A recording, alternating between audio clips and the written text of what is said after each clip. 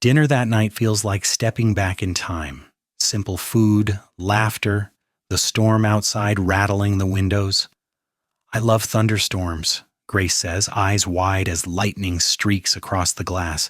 They make inside feel extra cozy. Rachel helps clean up, surprised how natural it feels to belong somewhere. In Chicago, her dinners were silent, eaten over spreadsheets. Here, warmth hums through the walls. I should check the horses, Ethan says, grabbing his jacket. Thunder spooks him. Can we come? Emma asks. Not tonight. Stay with Miss Rachel. Pick a movie. While the girls debate between cartoons, Rachel sits on the couch scrolling through DVDs. The piece feels unreal. Then her backup phone buzzes again. She glances down. Marcus Lang, head of security, one of the few she still trusts. They found your car. FBI asking questions. Someone called your assistant pretending to be family. You don't have a cousin. Get safe. Call me. Ice shoots through her veins. If they found the SUV, they'll come here. How long until someone remembers a woman walking near Walker Ranch? Miss Rachel, you're missing the best part, Emma calls. Rachel forces a smile. Sorry, sweetheart. But her mind's already running. She can't stay. Every hour here puts Ethan and the girls in danger. When Ethan returns, soaked but calm, he finds Rachel helping the twins brush their teeth. Brush extra good, she tells them. I want those pearls shining. Will you read to us? Grace asks. If Daddy says yes? Ethan nods, listening from the hall as Rachel reads Goodnight Moon, her whispers making the girls giggle. Later downstairs, Thunder still growls outside. Rachel joins him in the kitchen, the lamplight soft between them. They already adore you, Ethan says. They're easy to love, she replies. Then quieter, Ethan, I need to tell you something. He turns, and she can barely breathe. They found my car. It's only a matter of time before they trace me here. Then we deal with it. You don't understand. These people destroy anything in their way. I can't let your life become collateral. And I won't let you face this alone. The conviction in his voice shakes her. In just 2 days, this steady rancher has become her anchor. I have to leave tonight, she whispers. No, we'll find another way. But she's already decided she'll slip out after he's asleep. At 3 a.m., Rachel creeps downstairs, boots in hand. On her pillow, a note. Thank you, I'm sorry. The storm's past, moonlight cutting through the yard. She's halfway to the truck when the porch light snaps on. Going somewhere? Ethan's voice carries low and calm. He stands in jeans and flannel, unreadable. You were supposed to be asleep. Hard to sleep when someone you care about's about to do something stupid. It's not stupid. It's necessary. They'll come. Here. Then let them. You don't know what they're capable of. He steps closer, rain boots crunching gravel. Rachel, do you trust me? She hesitates, then nods. I do. But this isn't about trust. It's about keeping you and the girls safe. Then trust me to do that, to help you fight the right way. There is no right way. Maybe that's because you've been running alone. An engine hums in the distance, headlights approach. That's my ride, she says. I know, I called him. What? Marcus Lang, former Navy SEAL, your head of security for 6 years, loyal to a fault. I called while you were packing. Her breath catches. You had no right. The moment my daughters cared about you, it became my right. The truck rolls into the yard. Marcus climbs out, scanning the property like a soldier. Miss Bennett, he says, relief in his voice. Is you okay? I'm fine, Marcus. This is Ethan. The men shake hands. Thanks for keeping her safe, Marcus says. That's what we do for family, Ethan replies. The word family hits Rachel like a heartbeat. We've got a problem, Marcus says. They're escalating, break in at your apartment, your assistant's car trashed. They're desperate. Which means they'll make mistakes, Ethan says. Rachel, where's the evidence? In a safety deposit box in Denver, financials, recordings, proof of everything. Then we go to Denver, Ethan says. We? Marcus and Rachel echo. I'm not leaving you alone. My brother can watch the girls. By sunrise, Rachel realizes her escape just turned into a mission.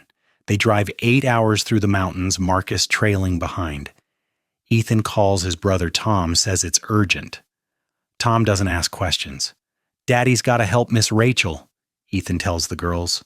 Uncle Tom will keep you safe.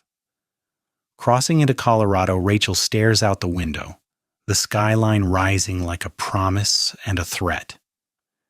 Tell me about the box, Ethan says. First National Bank under my grandmother's name, Catherine Walsh. Only my lawyer knew. You trust her? I did, Rachel says, but lately I'm not sure I trust anyone. Except us, Ethan says.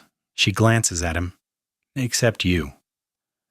Marcus checks them into a small hotel under fake names. We hit the bank at 9, he says, but his expression hardens as he scrolls through encrypted messages. What is it? Rachel asks. 3 Sterling execs arrested for embezzlement this morning. FBI says it's the biggest corporate fraud in Montana history. That's impossible, she whispers. They're framing the innocent. Then someone's using your own investigation to do it, Marcus says. The betrayal sinks deep. Patricia, her lawyer, had been like family. Next morning, they enter the bank. The air feels too still. Marcus's hand hovers near his weapon. Mrs. Walsh, a banker says politely, right this way. The safety box is just as she left it. Hard drives, documents, recordings. It's all here, she breathes, but the elevator dings, and Patricia steps out flanked by 2 agents. Hello, Rachel, she says sadly. I'm sorry it came to this. How long have you been working for them? Longer than you think. They had leverage, mistakes I made. When you exposed David, they threatened my daughter. Patricia, we can protect you. It's too late, Patricia says. Rachel Bennett, you're under arrest. Cuffs click, but Marcus's eyes catch hers. Phase 2. Outside, Ethan slams a truck into a hydrant. Water sprays across the street. Chaos. Marcus slips Rachel through a side exit, snapping the cuffs with practiced ease. They burst into the alley where Ethan waits. Engine running. Go! Marcus yells. Minutes later, they vanish into the mountains. The safe house is small but stocked. You knew Patricia might turn, Rachel says. I suspected, Marcus replies, opening the briefcase. Now we've got what we need, and proof the arrests were fake. He lifts a hard drive labeled insurance policy. Recordings of your talks with Patricia. She admits they blackmailed her. I never made those recordings. I did, Marcus says simply. Standard protocol. You signed off. Ethan watches her process it all. Hope and heartbreak wrestling behind her eyes. What now? Ethan asks. We go public, Marcus says. Dump it all. They can't bury it if the world's watching. Rachel looks at Ethan. When this ends, no matter how it ends, you should know. These days are the most real I've felt in years. When it ends, he says softly, we'll talk about what comes next. Headlights slice through the night. 3 SUVs box them in. How'd they find us? Rachel whispers. Doesn't matter, Marcus says, gun drawn. Then a voice over a loudspeaker. Rachel Bennett, this is Agent Sarah Lang with the FBI. The cabin is surrounded. Rachel freezes. Marcus? Lang? My sister, he says, stunned. After a tense pause, Rachel steps outside, hands raised. Are you here to arrest me or to hear the truth? Sarah lowers her weapon. Half this office is compromised. I've been investigating off book. When Marcus disappeared, I knew something was wrong. Come with me. We'll expose them together. Inside the Denver field office that night, Sarah gathers 6 agents she trusts. The recordings play, Patricia's confession filling the room.